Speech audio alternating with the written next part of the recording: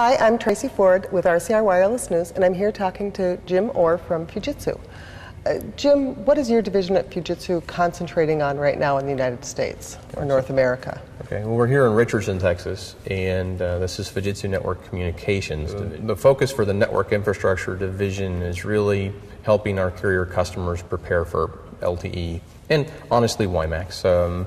We have done quite a bit of work on the 4G wireless technologies, and you've seen our stuff on that. Our focus now, though, is getting the network ready to carry the traffic that's going to be generated. What time frame do you see LTE playing out in the United States? I know we're in trials this year, quite a few trials next year, but there's still all this build-out that needs to take place at the cell site, and so what time frame do you see for that? That's a $50 million question. Yeah, it is. So I'll make it as short a answer as I can on that one, which is hard for me, but I'll do what I can.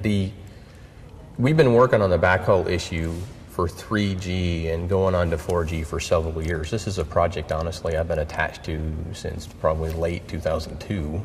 The wireless carriers recognized then that there was going to be an issue with it.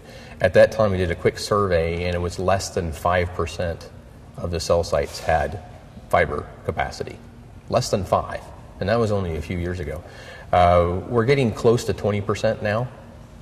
And Fujitsu, of course, has been highly involved in that one. We do about 1/3 of the metro optical networking infrastructure here in the U.S. now, and so we've carried that forward into supplying the cell site type capacity as well. Good. So does it need to be at 100% before LTE is deployed, or?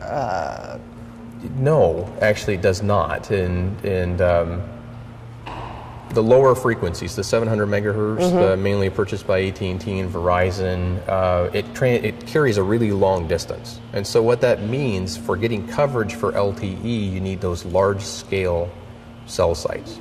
Out of the 250 some odd thousand cell sites today, that 50,000 cell site count that provides the big coverage already has fiber to it. That's that first 20%. Okay. Okay.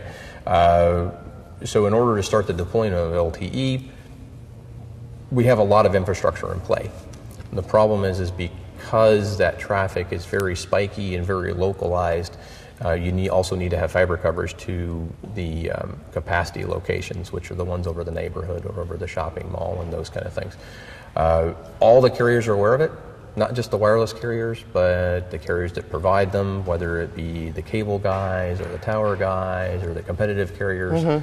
They all know that, and so there is a massive build-out right now of fiber to the tower.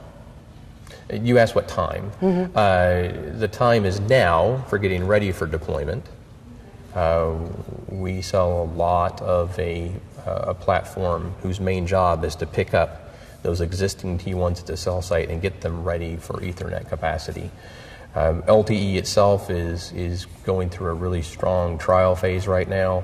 I think that in terms of what the main carriers have said, their timing is correct. They begin deployment next year with heavy service in the year after that. We're all waiting for handsets to get here. So, right. Yeah, that's going to be the main gate. It always is.